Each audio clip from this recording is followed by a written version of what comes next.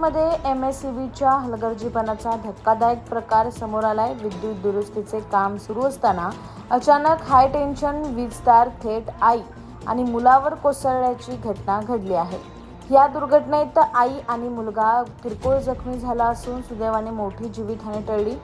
स्थानिक नागरिकांच्या माहितीनुसार संबंधित ठिकाणी सुरू असलेल्या दुरुस्ती कामात सुरक्षेच्या उपाययोजनांकडे दुर्लक्ष करण्यात आले होते।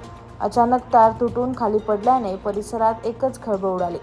जखमी आई आणि मुलाला तातडीने उपचारासाठी जवळच्या रुग्णालयात दाखल करण्यात आले।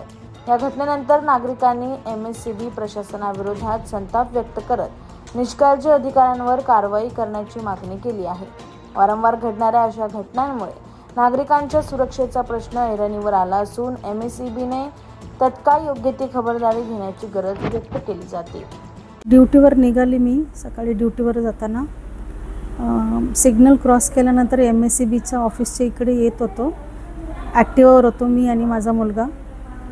ती वायर तुटून माझ्या मुलाच्या डोक्यावरून मग माझ्या गळ्याभोवती पूर्ण ती असं वायर हे करून गेली, पूर्ण लागून गेली पूर्ण।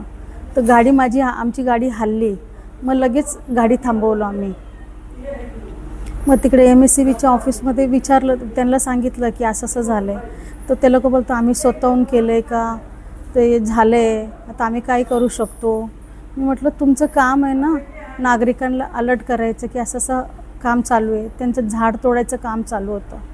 तर ते बोलतात ती वायर तुटली, ते तोडायचं नव्हतं, झाड तोडताना झालं आहे, असं आम्ही काय करू शकतो त्यांना। तर मी म्हटलं अरे तुम्ही एखादा माणसाचं ॲक्सिडेंट झालं, हातपाय तुटले किंवा जीव गेला तर त्याचा जिम्मेदार कोण। तर तुम्ही नागरिकांना सतर्क करा ना का असं काम चालू आहे, तुम्ही गाडी जरा सांभाळून चालवा, बघून चालवा।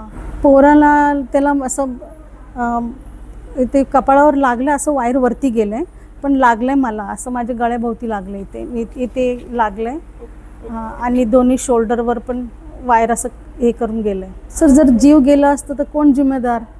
MSCBने काळजीपूर्वक सगळं कामं करायचं ना। नागरिकांचं जीव गेलं तर फक्त बोलणार का की याच्यामध्ये आमची चुकी नाही आहे, ते तुटून पडले।